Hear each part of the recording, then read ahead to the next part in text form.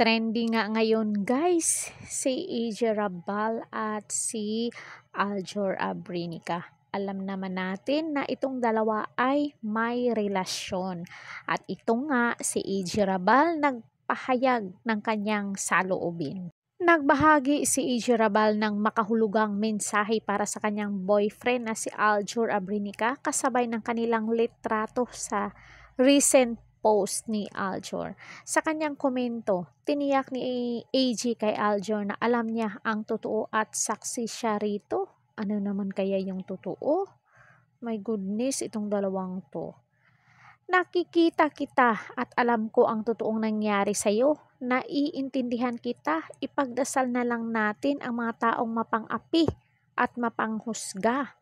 Mahal ka ng Panginoon at kahit kailan hindi kanya pinabayaan. Sino bang nang-api sa inyo, AJ Rabal at Aljur Abrinica?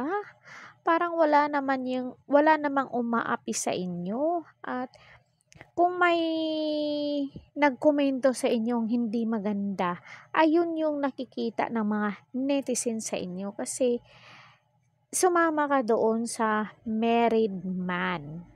Dalaga ka, dapat pumili ka ng single, hindi yun sa married man. Lagi mong pinagpapaliban sa Panginoon kaya kahit kailan hindi mo naisipang gumanti at magsabi ng totoo. Ano na naman kaya yung gustong iparating ni AJ Rabal? It means itong si Aljur hindi nagsabi ng totoo?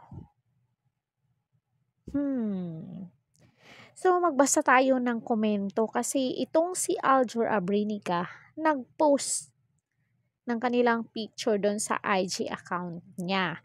At ito guys, grabe ang mga matitinding banat ng mga netizen sa kanya doon sa IG. Tigas ng mukha mo, tumakbo ng eleksyon, isariling pamilya mo, nga iniwan mo at hindi mo mapanindigan. Taong bayan kaya? Kaya? Laos na kasi. Kaya politika naman ang gagawing gatasan. Oh my goodness. Grabe sakit nito. Sa asawa nga di nakontento? Oops. Proud mang aagaw sis, sabi naman ng isa. Patay na patay ka, Aljur. Kay Aljur. Hindi ko na lang tapusin. Basta EMP. Ate ko, halatang patay na patay ka. Reply naman ng isa. The design is very yucky. Luod kung sa Bisaya pa.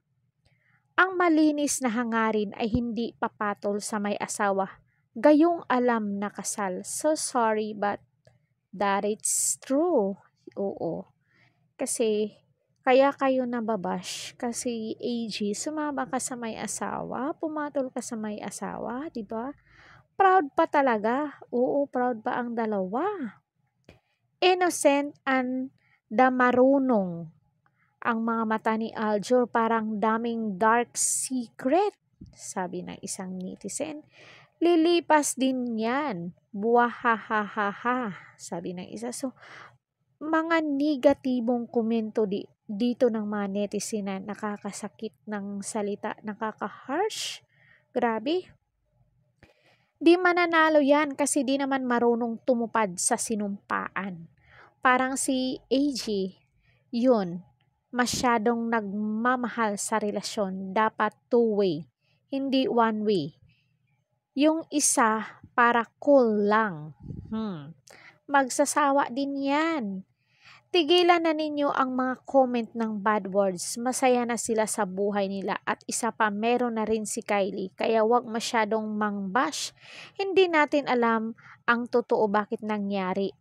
Magsalita ang walang dumi sa pagkatao. Wag kayong mag-judge kung di nyo alam ang pinaka-reason. Just pray for them na sana ay tumagal ang pagsasama nila at kahit kay Kylie, pray for her. Sila okay na naka-move on. Mag-move on na rin kung rin yung mga salad mag-judge. So, hindi sila ibabash kung hindi sila mambabash kung itong si Aljor ay marunong makontento at marunong magsustento. Isa lang yan eh. Aminado si Aljor na siya ang nagloko.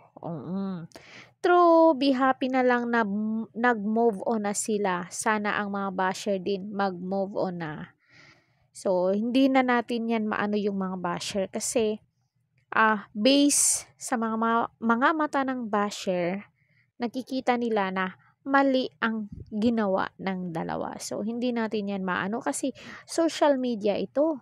Nandyan talaga ang basher palagi. So, anong say nyo dito mga marites? Comment down kayo para mabasa natin ang inyong mga naging pahayag. Don't forget to like, share, and subscribe. Hit the notification bell para updated kayo palagi. Caridad Official TV. Hanggang sa muli. Thank you so much.